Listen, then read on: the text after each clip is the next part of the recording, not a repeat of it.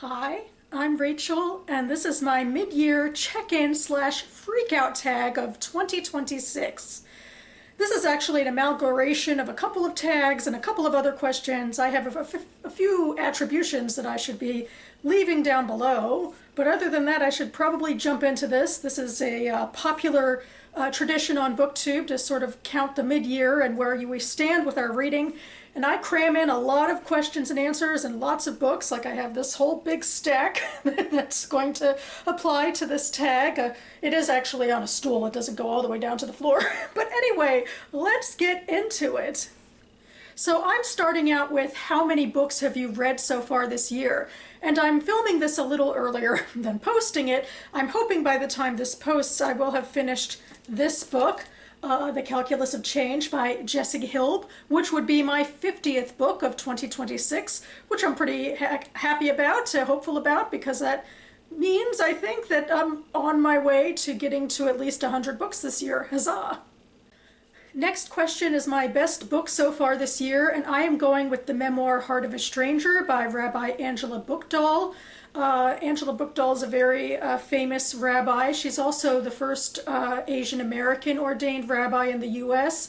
She comes from an interfaith background, and I just feel like she has a perspective that's really useful, especially to people who feel like they're like straddling different identities, whether they be Jewish or not, although also her, knowledge and her empathy and her, connection to Jewish texts, which comes out in this memoir, is just really something to behold, and I appreciate the way that she weaved it all in, the Jewish theology, the Jewish history, and then her personal biography.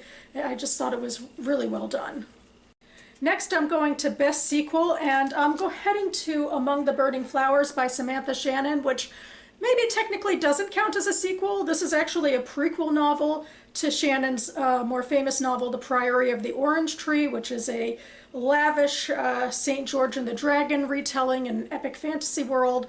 This book in particular takes us to the evil dragons occupying a certain kingdom as they attempt to take more control over the West. But really, the beauty in this, I think there's just a lot of nuanced characters and a lot of just complicated history. I love the commentary in here about how religion works over time, how these beliefs and these rituals are made. And I also feel like the main character, who is this sort of beleaguered princess who has to really find a way to save her people in dire situations, using her wits and her aplomb. I think it just really, I really liked it. It came together well for me. Granted, I think this probably only works in tandem with Priory of the Orange Tree, but I'm all in this world. I've decided to add a runner-up to this question as well. I'm going with The Faith of Beasts by James S.A. Corey, in part because I really feel like I want to have more speculative fiction on my list and in this life and prop it up. So here I go with a book that is actually a sequel. This is the second book in the Captives' War trilogy. Might be more than that. I feel like there's a lot more story after this. We are in a sci-fi future. It's really a space opera. We're following humans who live on a distant planet that's been taken over by this really warlike and violent race called the Carracks, a species called the Carracks. And they pit our species and other species against each other, and to see how best they can use us for their never-ending war. And it's particularly about a group of biologists who have to sort of reinvent themselves to survive, and we're continuing to follow the characters. And there's commentary in here as well about how to think up of resistance when everything seems futile, and what to put in place for long-term generational planning as well. So there's a lot of meaty stuff in here. For favorite short stories collection, I am going with This Is What America Looks Like. It is a collection of local to me writers in the DC, Maryland, and Virginia area in this anthology published by the Washington Writers Publishing House. Usually this book is actually right there in that corner, so it's kind of nice to take it up and prop it out. You know, actually, if I'm to be honest, this microfiction in this book that, you know, these editors favor, it's not always to my taste, but I really appreciate the idea of propping up, you know, my own community and, you know, giving voice to people who might not find it elsewhere. So I'm really glad I finally got to this book. My most read genre so far this year is Jewish fiction. I'm going by my own genre conventions of what I put on Goodreads, and Jewish fiction is a significant one, so that's why I sort of, you know, took it away from general fiction and speculative fiction and even short stories and that sort of thing. I've been reading monthly for the Buzzwordathon covers prompts, and all of the books I'm choosing from are Jewish fiction. Then the predominant amount of my top of the Goodreads books I'm reading from month to month are also Jewish fiction and, you know, other things as well, so no surprise there. Next, going into new releases I want to read, I'm going to shame myself with books that I've purchased for myself that I put on my beginning of the year anticipated releases list and still haven't gotten to yet. So I'm going to start with This Is Not About Us by Allegra Goodman. Allegra Goodman is even one of my favorite authors, and this is sort of, I feel like, a cozy return for her to, you know, talking about Jewish American family drama that she hasn't talked about in quite as many of her recent books, but this definitely is one, and you can tell by the apple cake. And next, I have All the World Can Hold by Jung Yun, which beyond being on my anticipated reads list, I also went to the Gaithersburg Book Festival for this, and I got it signed by the author. And anyway, this is a book that chronicles a cruise that happened immediately after 9/11 and about the experiences that various passengers have. The next question I have is anticipated releases for the second half of 2026, picking up again from my January video. And in that January video for the first half of the year, I chose 5 books of various genres that I'm interested in, so I figure I will respond again with 5 additional books for the second half of the year. So there's one I have, just one for July 28th, and that is Beginning, Middle, End by Valerie Lucelli. Who I know she was famous before this, but I haven't actually read her work before this, but this particular book stuck out to me because it was about sort of family drama and a mother and daughter kind of coming over a tragic event in the past, and it takes place in Sicily on an archaeological dig, so I thought it would be a good chance for me to try out this author. And all the rest of my books are in September, starting with Exit Party by Emily St. John Mandel, which is coming out on the 15th. Emily St. John Mandel is most well known for her novel Station 11, which is a post-apocalyptic pandemic novel that came out slightly before COVID and then became even bigger after COVID. It's a, you know, a literary contemplative book about the subject. And since then, she's been doing similar things. I think this is also a near future sort of ruminative novel about characters and how they interact with each other. Also on the 15th, we have The Gates of Midnight by Helene Wecker, which I think is billed as the long-awaited finale to the series that started with The Golem and the Jinni, which frankly, I didn't know there'd be a finale to that. I think with both this book and the book that came out second, because now it's a trilogy, all the books, well, the first 2 books were so self-contained, and there's a bit of distance between the publications that I wasn't expecting a new book, but apparently this is going to tide us over. We're taking 2 characters based off of ethnic folk tales. The Golem from Ashkenazi Jewish lore and the Jinni from the Middle East. And she's made these 2 characters that have found each other in the U.S. in the turn of the 20th century, and I think this book will take them into the 1930s. Moving on to the 23rd, we have Empire by Saba Tahir. This is YA fantasy and the end of her duology, which is sort of a continuation of her famous series, The Ember in the Ashes, taking place with the children of that last series. I think her characters really pop, and the questions, the uncomfortable political questions about culpability she's asking really pop, so I'm really excited to see where this goes.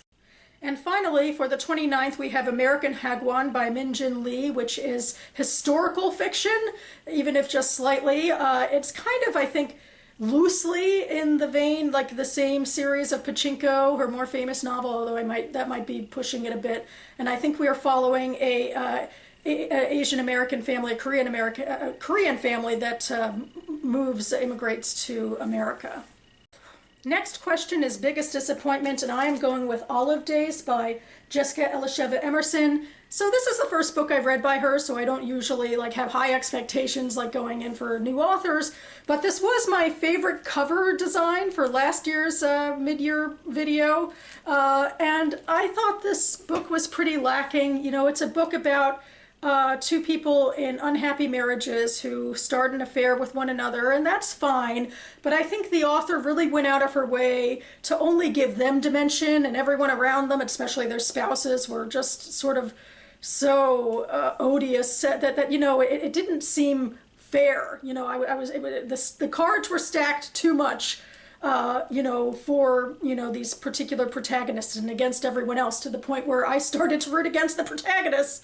And I feel like I really wish that this book were more like universally empathetic. And so, yeah, I was very annoyed by it, and I don't think it deserved this pretty cover.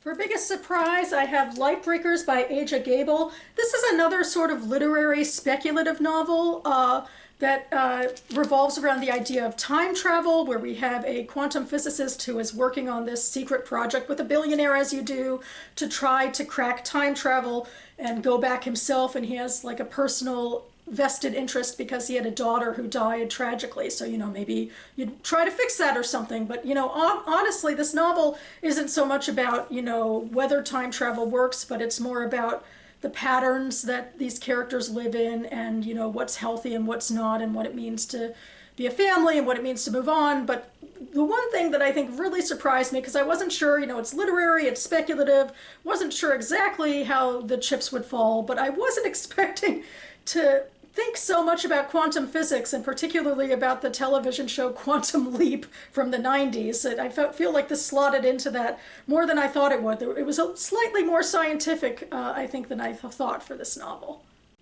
My favorite newest author is Maya Arad. I am choosing her because now I've read her two books that have been published in English. The first one I read a year or so ago. This is The Hebrew Teacher, 3 novellas that, you know, all novellas track Israeli expats who live in the US and are trying to find their way, and I just thought it was just wonderful character studies and great writing.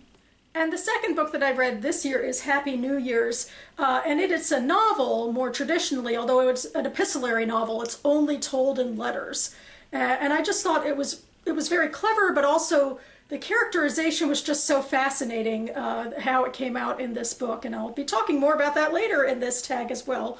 And both of these books were translated by Jessica Cohen, and I'm hoping that more of her backlist or her front list, because she has other books in Hebrew, I hope more will be translated into English.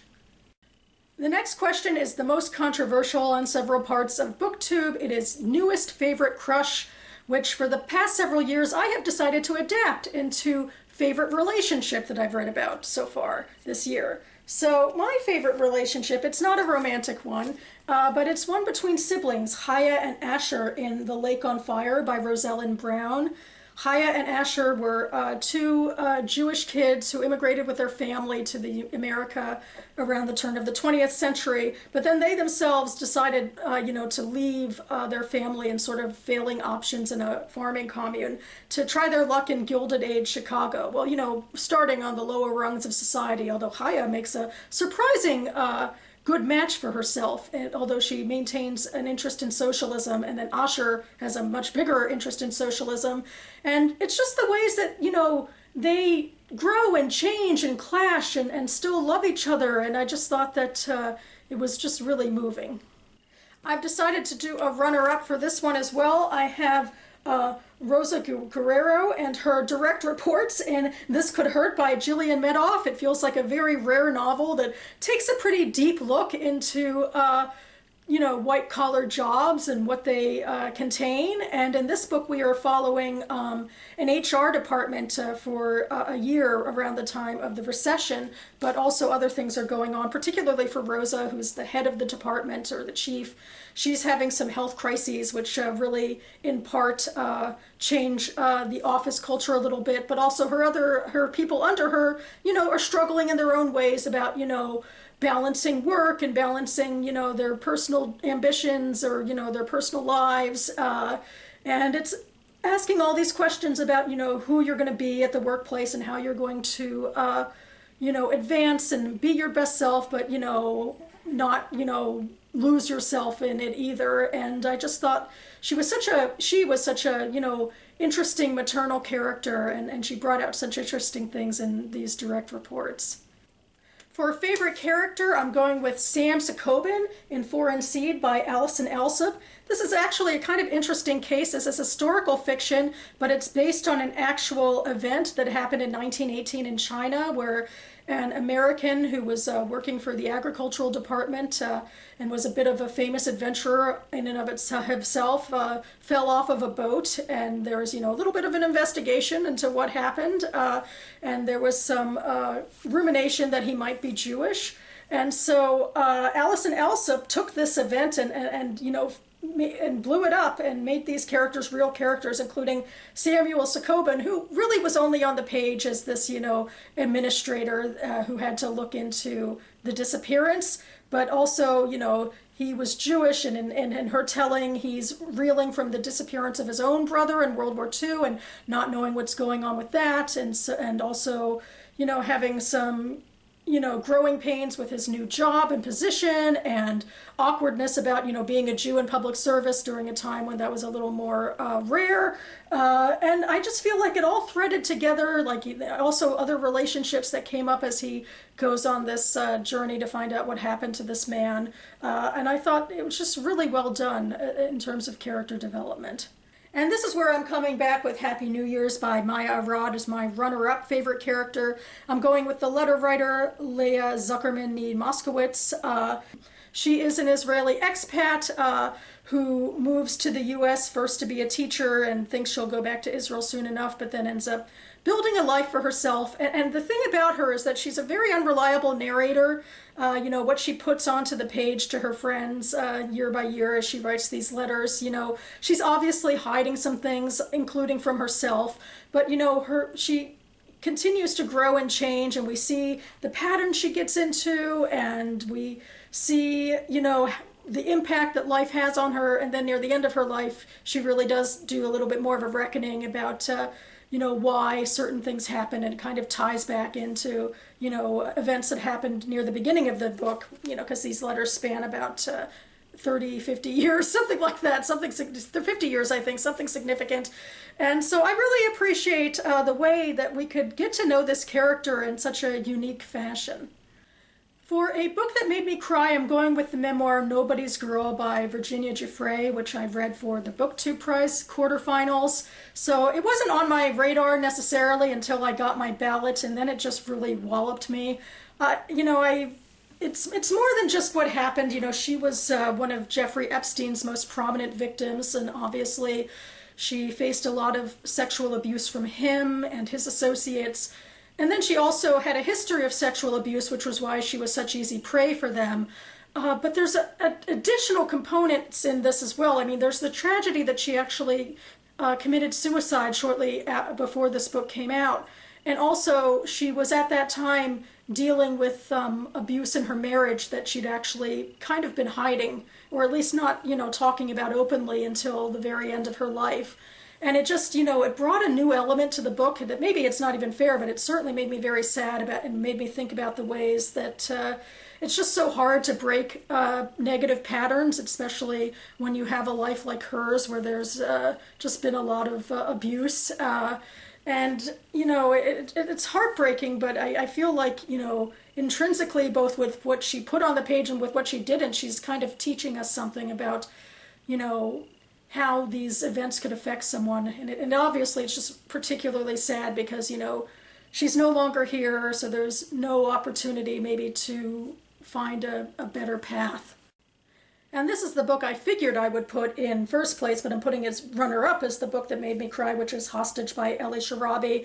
Again, there's some bias because he's an October 7th survivor, and all of the hostages have been very prominent in many Jewish communities ever since October 7th. We, have their posters, we learn their stories, we kind of only knew vaguely for so long what was happening with them. And Elie Sharabi, this is the first memoir that's been published in English from one of the hostages.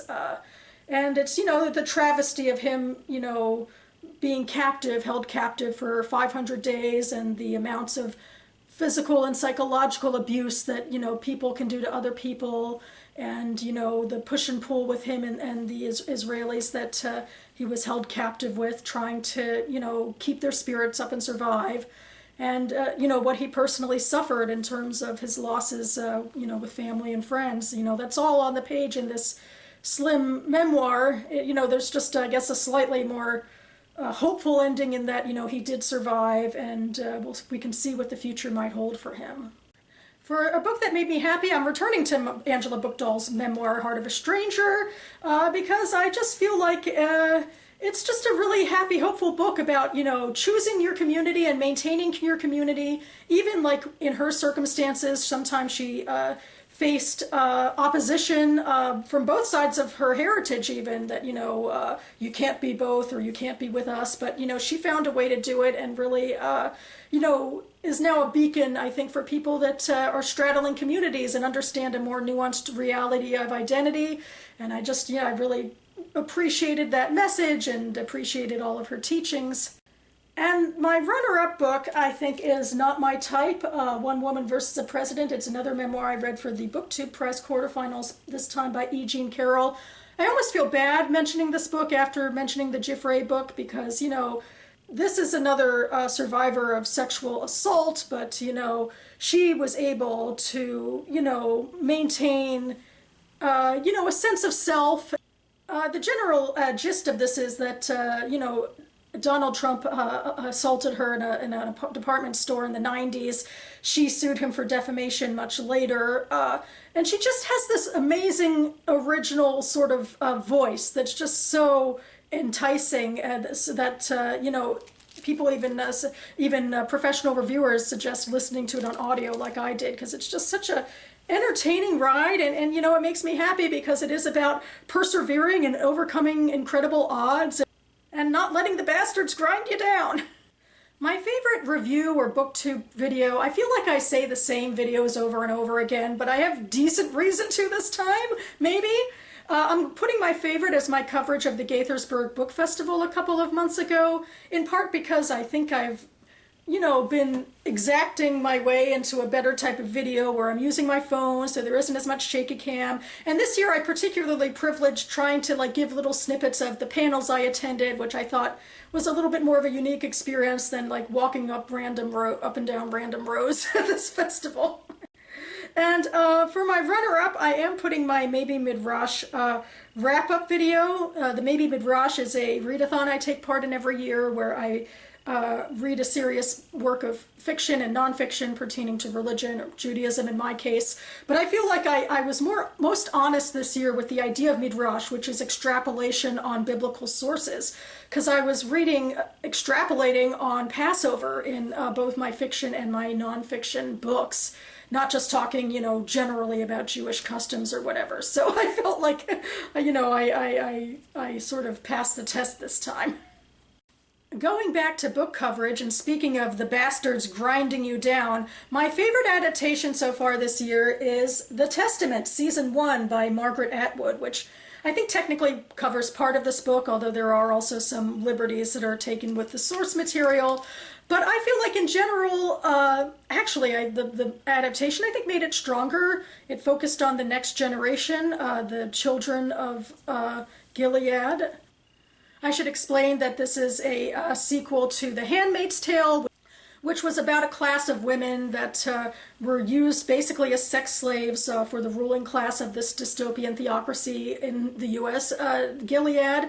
This book covers the next generation, young girls who are actually high class and being groomed to become wives in this society, and it's delving into how they're starting to question the morals, the mores that they grew up in. And I think the show will actually do a better job because it's focusing more on the girls than on the more adult characters. So I'm looking forward to where it goes next. For my most beautiful book cover this year, I am going with Like Mother by Susan Rieger. What can I say? I love multicolored pastels. And I got this book on Indie Bookstore Day from a local bookstore, East City Books. And I took a photo for my Bookstagram, and I feel like the framing for that also was really fortunate, so I'm showing that picture up here as well. So hopefully I'll like this book better than I did last year's, favorite cover book.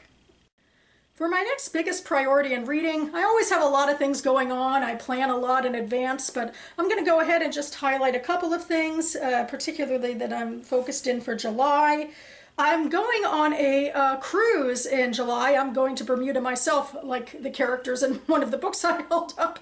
And I went there last year as well, and I got this collection of essays, Airy by Lee Ann Lyles. And I want to actually read through them before I go back to Bermuda, just for funsies and to hopefully get myself in the mood and probably to get a little more of a, local, less touristy perspective of things, which could be pretty cool. I also, in general, like privileging reading short stories in July because I write short stories and July is my birthday month. So I would like to start slowly reading through this collection. This is called 18, and it's Jewish stories translated from 18 languages, edited by Nora Gold. So this should give us a wide variety, and I'm very excited for that. My bookish highlight of the year is that I created a booktube schedule for myself month by month, and so far, with one or two exceptions, I've been keeping to it, and I feel really good about it because last year and in years prior, I kind of got off schedule a lot, and I'd take a week or so off and then try to cram a lot of videos into the end of the month. But this year I'm being more paced with my reading and with my updating, and it just, it feels really good. And I feel like I'm sort of actively involved in my little corner of booktube and in reading. And finally, for books I have to read by the end of the year, as I mentioned, I do plan things out months in advance, but I figure there's one I particularly have to hold up, and that is The Flight Portfolio by Julie Oranger, because I chose this for one of my TBR games way back in February, and I still haven't read it yet. And that definitely has to do with the fact that it is a chunkster. This is historical fiction, Holocaust-era fiction, and so there's reasons why maybe I've been trying to put it off, but because I chose it for my TBR game, I gotta read it, and definitely want to get to this by the end of the year. And that about covers it for me now. Now to sit down in post-production and see how much I actually rambled on and on about these books. But meanwhile, I'm going to leave Goodreads links to my reviews or to the books themselves or to blog posts or yada yada about all these, bookish things I've been talking about linked down below. And yeah, other than that, I'm feeling really good. I love this tag, it makes me feel hyper involved in reading, and I love watching everyone else's. I don't feel like I've seen very many from my subscribers list. I've seen them in other parts of BookTube, but if I have mutual subscribers, I hope I will encourage you to do this tag as well, or just tell me about some of your favorite books or what have you. In the meantime, we're moving into July, but I'm going to be next on this channel with my June book haul video, so stay tuned for that. And thanks so much for watching, everyone. I'll see you next time.